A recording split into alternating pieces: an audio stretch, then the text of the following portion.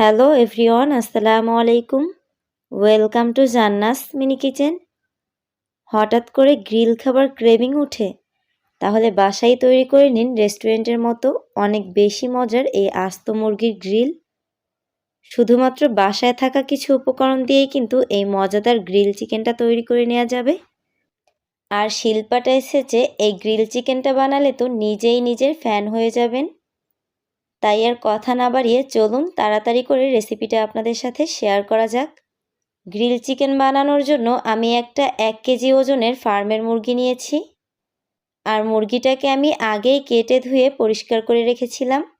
সাথে একটা ছুরি দিয়ে মুরগির সারা গায়ে খুব ভালো করে কেটে নিয়েছি, যাতে করে মশলাগুলো খুব ভালো করে মুরগির ভিতরে ঢুকে।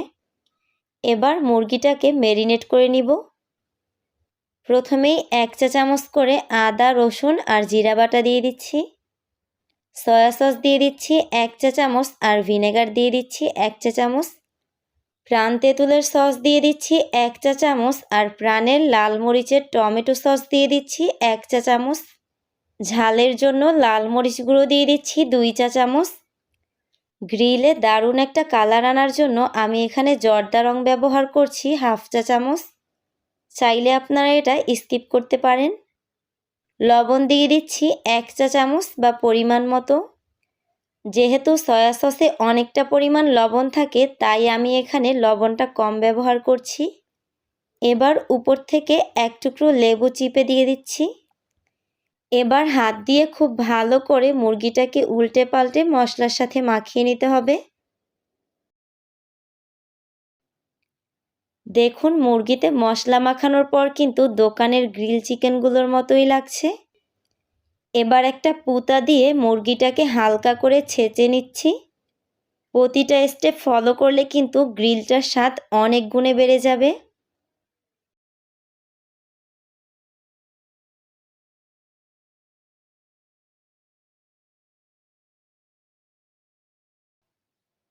সবশেষে 1 টেবিল চামচ সরিষার তেল দিয়ে একটু মাখিয়ে নিচ্ছি। এবার 1 ঘন্টার মতো রেস্টে রেখে দিব। আপনাদের হাতে সময় না থাকলে 10 মিনিট রেস্টে রেখে ফ্রাই করে নিতে পারেন। 1 ঘন্টা পর এটাকে গ্রিল করার জন্য চুলাতে একটা প্যানে পরিমাণ মতো সয়াবিন তেল গরম করে নিচ্ছি। এবার এর মধ্যে মুরগিটাকে দিয়ে দিচ্ছি। এখন 15 মিনিট মিডিয়াম আঁচে মুরগিটাকে ফ্রাই করে নিব। এবার মুরগিটাকে উল্টে আবারও 15 থেকে 20 মিনিট মুরগিটাকে ফ্রাই করে নিব।